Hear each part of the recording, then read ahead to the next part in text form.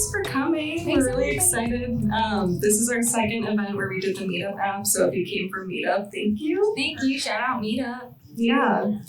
If you've never heard of us, our podcast is called I've Got Something to Tell You, and we started a year ago.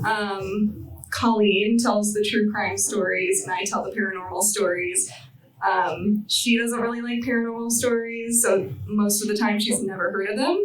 So it's her first time hearing it. And same with Tayler. She knows nothing of true crime. I've stopped asking her if she's heard of this one before. Literally nothing. Not even the major stories. She's like, I know you've heard this. I'm like, I haven't. But also it's fun because like she never tells me what she's gonna do that night. Like I know it's gonna be paranormal, or she might be like, it might be a haunting, it might be a exorcism. It might be exorcism, it might be aliens. And I'm like, cool, amazing. You don't know if you're sleeping tonight. Yeah.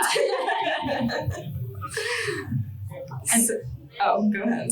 And then at the end of the podcast, we always like to ask people if they have something to tell us. So if you guys have stories, we'll make sure to pause at the end and ask you guys. So keep it, definitely pay attention to us, but just kidding. But if you guys have stories, we'll definitely call it out at the end too. Yeah, and you can get up here and tell it, or we can just walk around and talk to everybody and share stories and stuff like that. So, yeah. Awesome. Is there anything else? I feel like I always forget something. We always do, but that's okay. Okay. All right, I'm going first tonight. All right, Tayler and everybody, I've got something to tell you, and we have established that I cover the true crime portion of the podcast. Mm-hmm. But true crime can really be a lot of things, from murder, cults, unsolved mysteries, or, you know, maybe a guy stealing a freaking military tank and driving through downtown San Diego. Whoa. Yeah, so tonight I'm going to be telling you the truly insane case of Shawn Nelson, the man who stole a freaking military tank and drove it through downtown San Diego. I need to know these details. Yes. How does one do this? I shall tell you. So before we get into the Grand Theft Auto, let's talk about Shawn himself.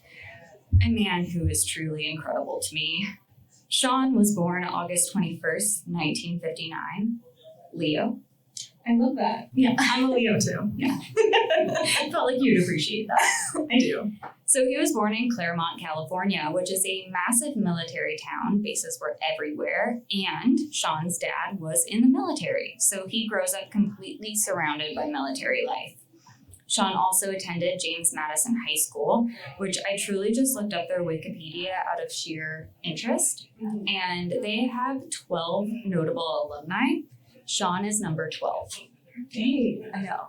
The other are like NFL players and MLB players, and then they also have a murderer on the list. What? Yep. So talk to me after the show. But David Westerfield, and if you know the case of Danielle Van Dam, again, come up to me after the show or continue to listen to the podcast because I will be covering it. But we are going to get back to Shawn. So after high school, Shawn follows his father's footsteps and joined the Army. He goes to train in Fort Knox, Kentucky, where he trains as a tank crewman. Essentially learns how to operate tanks. I was trying to do that like It's slightly. only been a year. But so Shawn trains in Fort Knox, Kentucky, where he learns how to operate tanks. The skill is going to age poorly. He served from 1978 to 1980, but is discharged due to multiple disciplinary issues.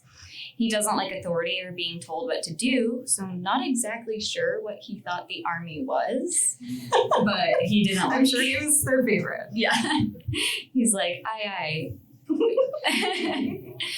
After he is discharged, Shawn kind of shifts. He ends up going to Panama and working on a fishing boat for a while. He ultimately finds himself, though, kind of like in different places, doing different random jobs. Eventually, he returns to San Diego and builds a more stable life. He becomes a plumber, starts his own plumbing company, and by most accounts, he's actually really good at it. He develops a solid reputation. Business is doing well, and for a while, things look pretty normal. But this is where things start to shift, because San Diego as a city is developing a pretty serious meth problem. So as I mentioned, Claremont and San Diego as a whole is a major military city, and meth was largely in use amongst military bases and quickly trickling out to the larger community. By the late 1980s, that spread of use had reached Shawn. According to people close to him, including his own brother, Shawn had started using meth and was deeply addicted.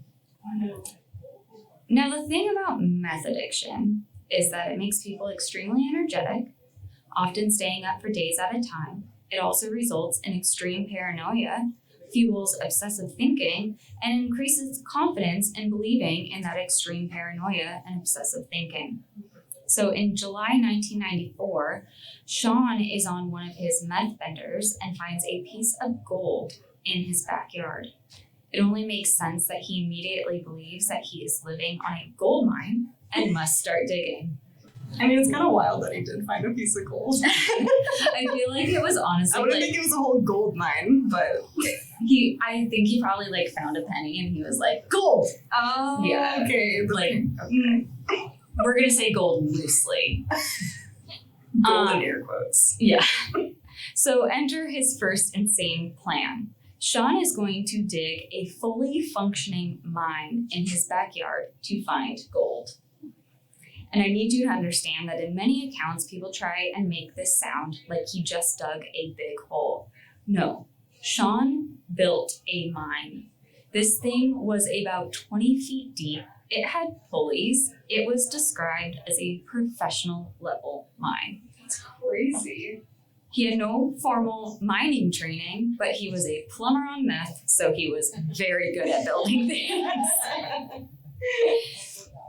He even built a sluice, which is a mining tool that uses water to flow to separate mineral from the dirt miners dig up. He built that in his jacuzzi. What? While he was relaxing? Yeah, he was just mining for gold while chilling. Very Leo. Yes. So now he goes full old-timey prospector and alerts the state that he is staking a claim on his land to dig for gold, which staking a claim would be that what you would do back in the day in fear someone else is going to steal your digging spot. But this was Shawn's own backyard. So the state is like, you don't need to do that. It's your backyard. You already own it. Yeah. They're like, you can kind of do what you want. Like, you know how people build pools in their backyard? Like, you can do a mine, dude. Like, you can do whatever you want. So they keep rejecting his claim, which very much upsets Shawn because he wants official recognition for discovering his buried treasure. He wants the government to acknowledge that he has discovered something valuable and that he is onto something big. And he really does think he's onto something big. So he starts to outsource. Because what's more fun than one guy on meth digging for gold? Lots of guys on meth digging for gold. Shawn starts inviting his fellow meth users over to help him dig. But in order to allow them to dig, the prospective prospectors must bring Shawn meth. So they give him meth, they get to dig for gold, and this is the operation that Shawn builds. This seems to be like a sweet deal, so these guys will stick around for weeks or months at a time digging for gold and giving Shawn meth. Now, Shawn's neighbors don't love this. There is round-the-clock digging and noise happening, so they file a noise complaint against Shawn. He responds to their complaint by suing them for harassment. Power move. How dare you? So Shawn is continuing his meth-fueled mining operation, suing anyone who's got a problem with it, and the operation continues to evolve. Because at some point during all of this, and prepare yourself for how insane this is, Shawn starts interacting with a couple of teenage kids from the neighborhood. These teenagers are coming by regularly to collect money from him. So naturally you're thinking, why are teenagers collecting money from a grown man running a meth mine in his backyard? They have been selling him scrap gold. which raises the question, why is a man who believes he is sitting on a literal gold mine buying gold from children? Because Shawn is taking the scrap gold, melting it down, and planting it in the mine. He's like, see? It's real. So yes, he is putting his own gold into the mine. Was it real gold though they were selling it? I honestly don't know. I think it's just like they probably were painting rocks yellow and they were just like, it's gold. Like, here you go. Gold nuggets. So that is meth logic at an all-time high.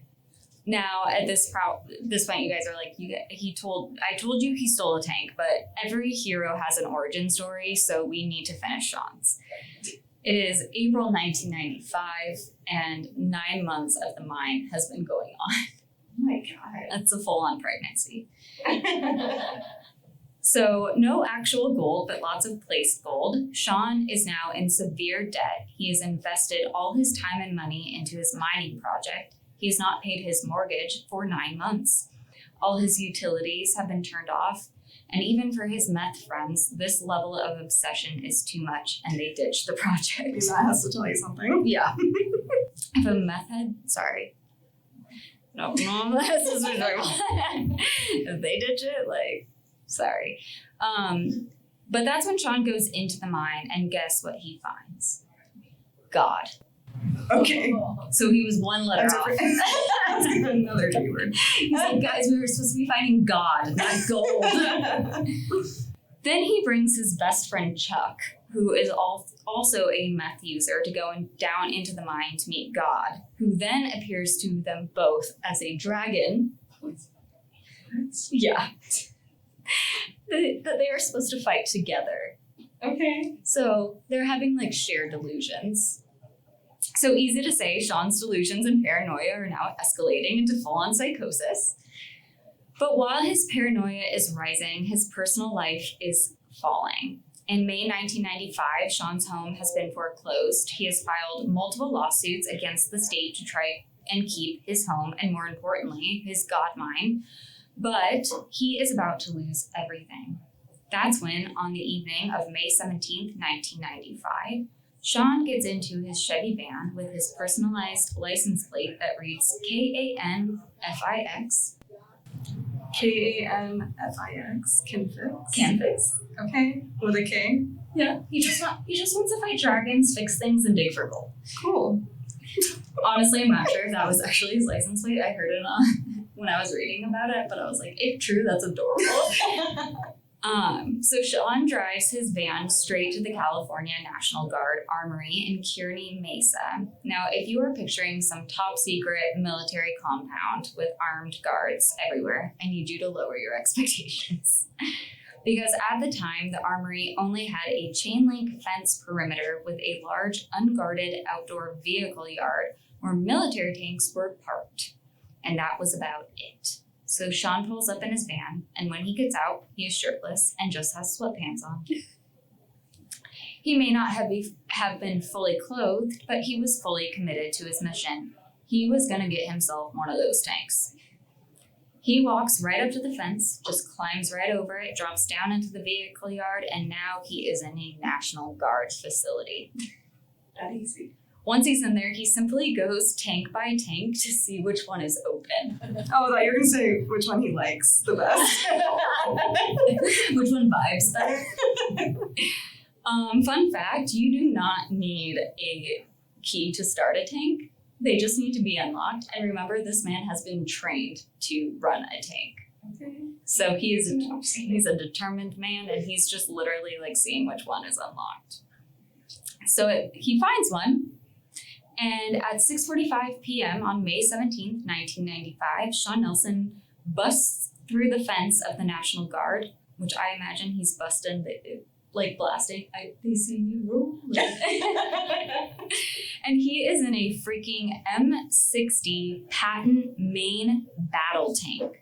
It is 60 tons, roughly 114,000 pounds. These tanks can go up to 45 miles per hour. They can travel about 300 miles on a full tank of gas, which it had. And once moving, they are practically unstoppable. There is no way to turn off a tank from the outside, and they can crush anything in their way. Good thing is that despite that this thing just moving being an absolute wrecking machine, none of the weapons were loaded. Thank God. I was like, yeah. It's like, that's the only positive thing about this whole situation. If that dragon showed up, it's over. It's just sitting on top of the tank. He's like, I don't need your firearms. I have a freaking dragon. Got fired. So Shawn takes off, ghost riding the tank, and his goal, according to his best friend Chuck, the dragon fighter, was to drive the tank to City Hall in order to make a statement. One could only assume the statement would be, "Can I please keep my mind?" So now Shawn quickly reaches the busy city streets of San Diego, and shockingly, the cops have zero protocol for meth man stealing a tank, so their only choice is to get people off the streets as quickly as possible. Shawn is taking turns all over the place, and there is video of all of this, which in the video, it almost kind of looks like the tank has a police escort, because their only choice is we can't stop it. Run it out for 300 miles. Exactly. Let's just clear the streets as quickly as we possibly can. Shawn is just wrecking everything he can. He's running over cars, houses, streetlights, fire hydrants. I will say my favorite to watch him run over was the fire hydrant, because it just bursts up afterwards. It's kind of fun. There also is one point in the video where he's driving down a road and he's destroyed everything behind him, and there's one remaining traffic light, and he kind of you can see him kind of do this type of thing where he just veers off to the side to make sure he gets it. He got it, yeah. No man left behind. At this point, helicopters are overhead, traffic is stopped, people are filming from overpasses, and they are televising this on the news. The whole city is watching it unfold in real time. But I don't know if you know this, but driving a 60-ton military tank through city streets while on meth is not easy. I did not know that. Yeah, oh, shocking. I didn't know you had that same experience. Who could have guessed? So after tearing through neighborhoods and smashing everything in sight, Shawn eventually makes his way onto State Route 163, which is a major San Diego freeway. That's when he gets stuck. Oh yeah. He is trying to cross one of the center medians, and it's instead of going straight forward, he kind of goes off to the side, so the front of the tank goes up, and then he just sits on the middle, and he's teetering. So after 23 minutes, 6 miles, and 40 vehicles, multiple poor streetlights, signs, power lines, and other significant street damage, Shawn's tank tirade ends. Amongst his damage caused, he knocked the power out to over 5,000 homes and caused over $150,000 worth of damage, which I was that doesn't seem like that much. Yeah, I think I would expect more. A tank, just stealing a tank seems like $150,000 on its own. Yeah. Yeah, I feel I would get up to the millions if I had a tank. Make it worth it. Yeah. So now his ride is over, but the police still have a very important problem because Shawn is still inside the tank and they cannot get him out. So officers surround the tank and basically start attacking it with bolt cutters and crowbars. They're just hitting it. Which, again, just imagine this. You have police officers with hand tools, I imagine a wrench, a screwdriver, anything that they can do. Not even making a scratch, probably. It is not going well. They're climbing all over the sides, trying to figure out how to shut it down. But remember, you can't turn a tank off from the outside. And at one point, the tank actually starts moving again. Shawn is still hitting the controls, trying to free the tank. The tracks start spinning, chunks of concrete are flying, and the whole thing is shaking. And now officers realize something very scary. If he gets this thing unstuck, the whole nightmare starts over. So at that point, the situation escalates into fear and stop this thing from moving by any means necessary. They finally realize that the hatch of the tank is partially open, and one of the officers climbs on top, pries it open, and sees Shawn down in the control area. Now, this is sad, because we will never hear Shawn's side of the story. Upon reaching the hatch, the officer pulls his firearm and Shawn Nelson is killed inside the tank.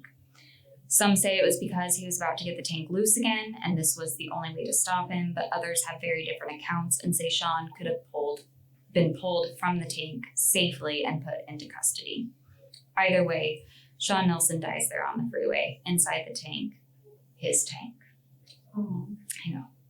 After the incident, the National Guard faced intense criticism. People wanted to know, why were military vehicles sitting in an unsecured yard? Why was it seemingly so easy to steal a freaking tank? Security at the armory was immediately tightened. They were like, not just like, let's do a fence that a tank can't get through, maybe. Or a person can't hop. Yeah. So they get better fencing, better monitoring, stricter vehicle controls, and a new official policy was put into place. Don't let a plumber on meth steal a tank. This rule must be followed. Shawn Nelson's tank chase goes down in history as one of the most famous cop chases on television. And honestly, do yourself a favor and look up the videos because you'll totally want to steal a tank after watching how much fun it looks. I need to see this now. Now, what happened to Shawn's home?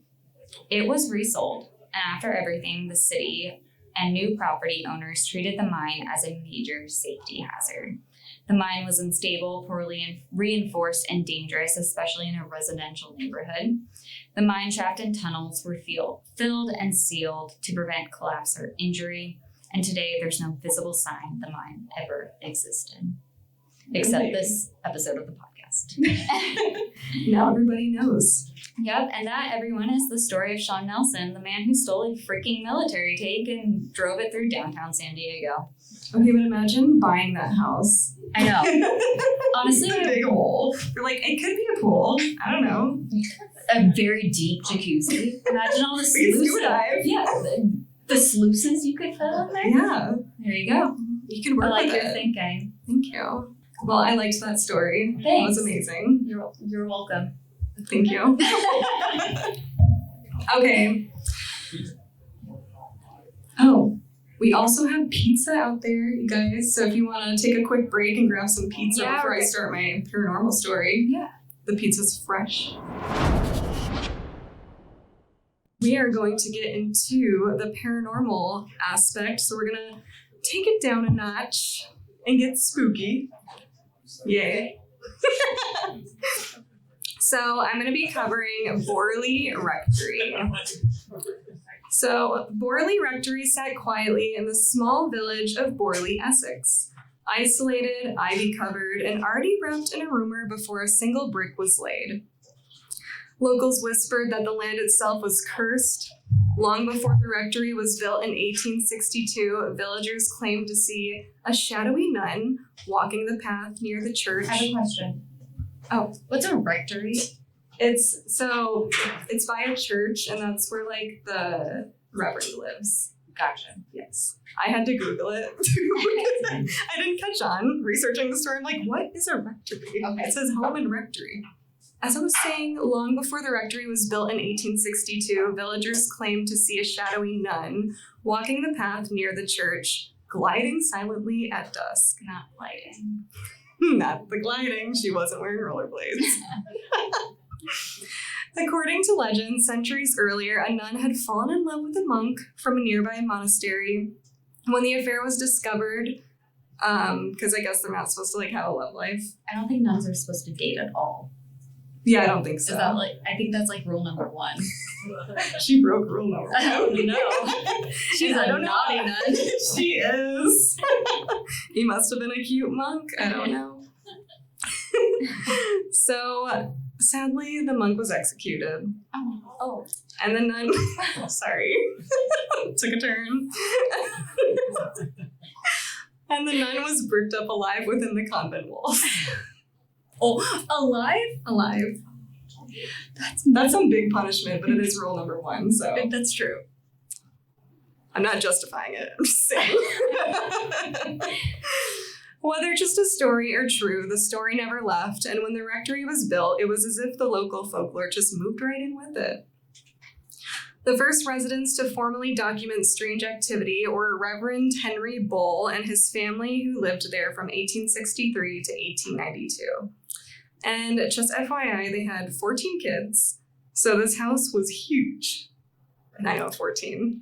That's a lot. It should be illegal. It had like 20 rooms, and it was sitting on 9 acres of land, and it also had a cottage. The cottage was purposely built facing the path, now called Nun's Walk, where you could see the nun walk. Like the apparition. The glide. Yeah. The nun glide. He did this because he wanted to talk to the spirit. But apparently he tried to talk to her, and she would never talk to him. I felt like you would love that. I love that. She just says like one of these. She's like, "Sir, you are married." So anyway, the hauntings at first, it was subtle, unexplained footsteps, doors opening and closing, bells ringing despite no one pulling the ropes. Family members reported feeling watched, especially at night. One of Bull's daughters later wrote that the house had an oppressive atmosphere and that certain rooms felt impossible to stay in for long. There was also a window upstairs where they frequently saw a man standing up there, and it started happening so often that they just boarded up the window. Imagine the ghost being like, "What the hell, man? Just let It's them my like spot." ignore it. Yeah. If you can't see it, it's not there. Yeah. They frequently saw the nun around the property, which seeing a nun wasn't unheard of at a rectory, but they said her movements seemed like not right, so the gliding, red flag. And then they would follow her and she would just disappear. But the hauntings seemed to intensify after the Bulls left. Things escalated dramatically in 1929 when an older couple, Reverend Guy Eric Smith, and his wife, Mabel Smith, moved into the rectory. They moved to England from India and had no idea of the history of the house, and they also didn't believe in ghosts. Oh no. Wrong house to move into. Almost immediately, they began experiencing the same disturbances: nun sightings, ringing bells, footsteps, oppressive energy, the usual.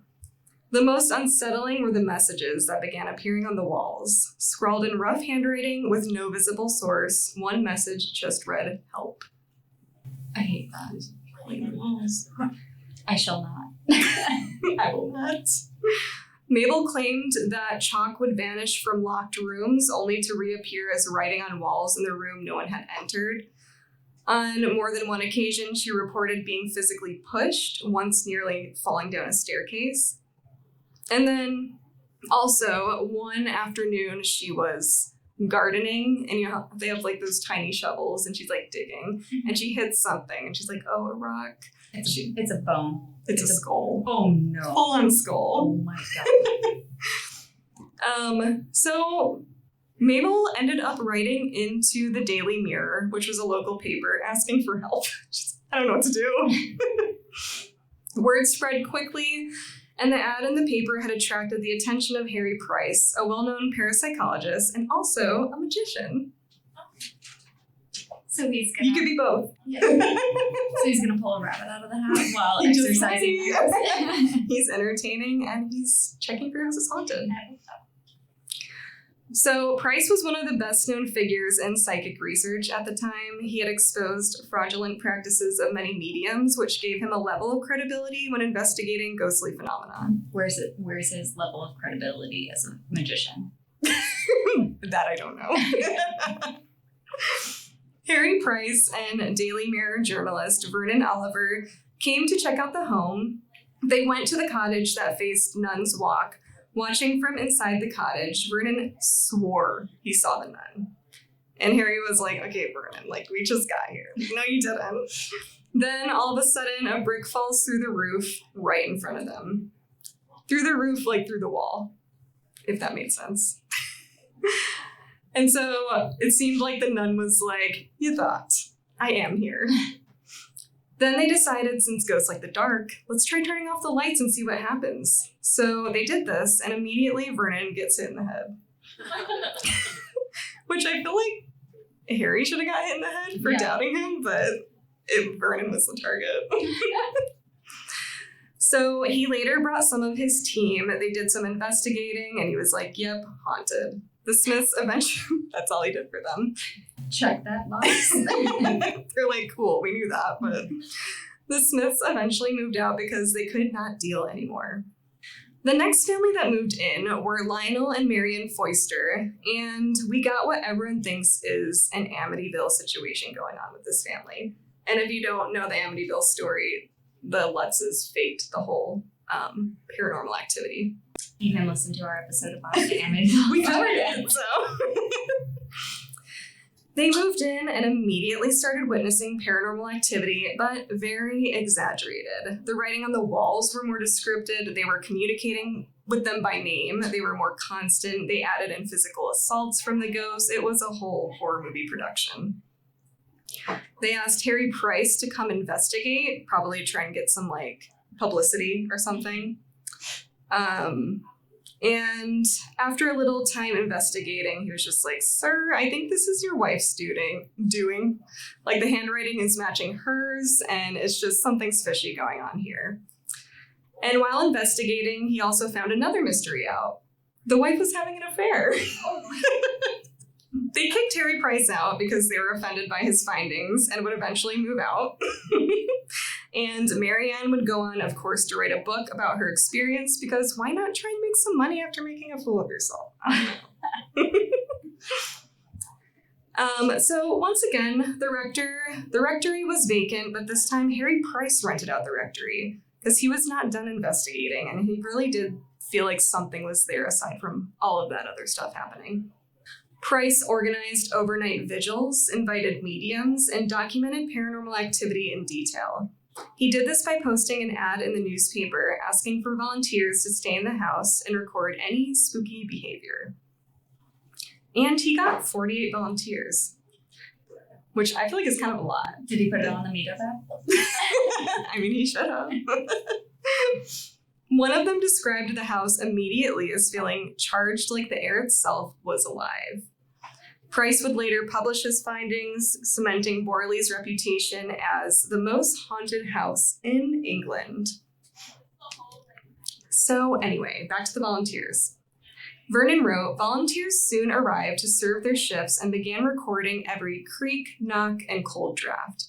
And by the way, they all had their own journals. So there's tons and tons of journals online because they published everything. Oh, that's crazy. So if anyone wants to look it up. And just as Price had hoped, it didn't take long for the building to start, in his own words, performing. He said all sorts of phenomena happened. There was a window that smashed as if somebody was standing in the room and knocked the glass outwards. Mysterious writing appeared on the walls, and a gold ring turned up out of nowhere, which I imagine was someone just dropped it. They're like, oh, that's mine. During the vigils, participants sat in silence for hours, sometimes in total darkness, stationed throughout the house. The Blue Room, which was the most haunted room, long gallery, staircases, and servant corridors. Witnesses reported footsteps pacing overhead when no one was upstairs, locked doors later found open, and bells ringing violently. Many described a sudden pressure in the air as if something unseen was pressing in on them. Some of the most disturbing moments involved stones and small objects being thrown. Investigators reported pebbles flying across rooms, occasionally striking walls just inches from their heads, often while they're completely alone. So wait till they're isolated. Terrifying. Mediums claimed the house was unusually responsive. During seances, automatic writing appeared with messages scratched onto paper without conscious control.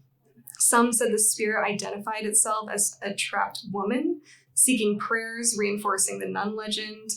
One medium refused to continue, saying the presence felt desperate rather than evil, which to her was worse. That's rude. No, she's desperate. You're giving desperate. She leaves too. That's even worse. Repetitive messages, help and please help, began appearing on surfaces investigators had been watching moments earlier, the handwriting described as strained and hurried. As the vigils continued, participants reported physical effects, dizziness, nausea, and sensations of being touched or pushed. One person described being sharply nudged while alone at the top of the stairs, while another reported a faint female whisper directly in the ear. She hates a whisper. I don't want that. Mm-mm. And a Ouija board was used by Helen Glanville. I know, a Ouija board, your favorite. She loves a Ouija board. I hate Used by Helen Glanville, a medium and friend of Harry Price, in an attempt to communicate with the spirit attached to the house. Messages produced by the planchette appeared to build on the original story, providing detailed claims about the nun. She identified herself as Marie Lair, and she had come from France and claimed she was murdered at the age of 19 in 1667. Oh my God. Crazy.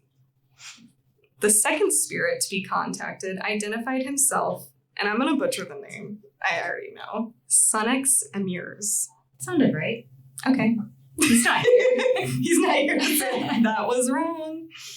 And he claimed he would set fire to Borley Rectory at 9 o'clock at night on March 27th, 1938. Did he? He may have.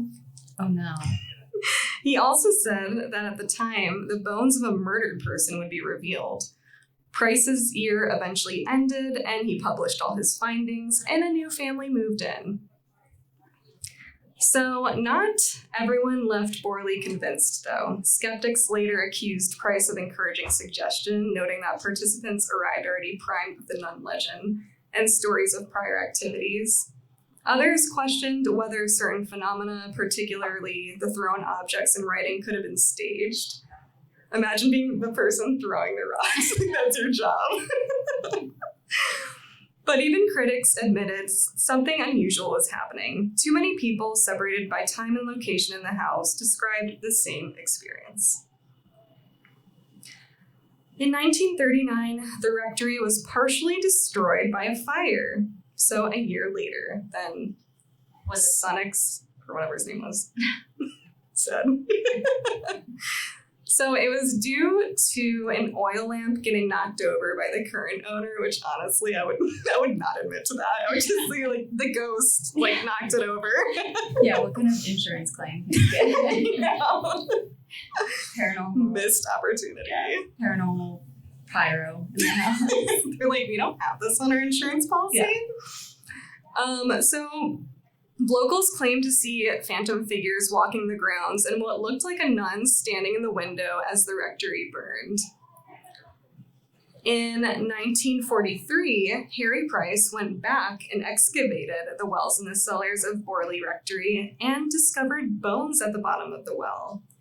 He believed the remains were to be the nun, who they were communicating with, but they were only examined to a limited extent because I'm sure they were super old.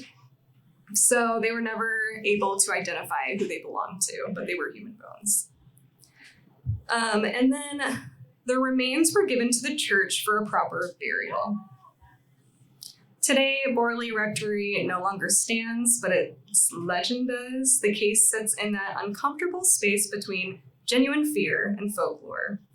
And as I said, researchers accused Harry of exaggerating evidence or encouraging activity, while others insist too many independent witnesses experienced the same phenomena over the years and also during his vigils for it to all be staged. So it's for everybody to decide. I feel like it might be a little bit of both. Maybe there's some exaggeration, but that many years of hauntings, I'm sure it's haunted. Yeah. But they blew it out of proportion. But that is the story of Borley Rectory. Well, I hated that. I did warn you I was doing a haunting. I did. It was very good, but oh no. Not the nuns. Not the nuns. I know, I immediately thought of that. I don't watch scary movies, surprisingly. But I imagine that scary nun movie. Yeah. Because it would always pop up on my and Peacock account. Face. Yeah. Why do you have to put it on the cover? I feel like it should be illegal for ads of horror movies. Oh my god, I don't want to see it. It's like a jump scare. Yeah. Anyway. Thank you guys for listening. If anyone has scary stories they want to tell, you can come up and tell us, or an experience, or just anything. You don't have to get on the mic if you don't want to. You can always We'll just walk listen. around. Yeah. But thanks everybody for coming. Yeah, thank you guys so much.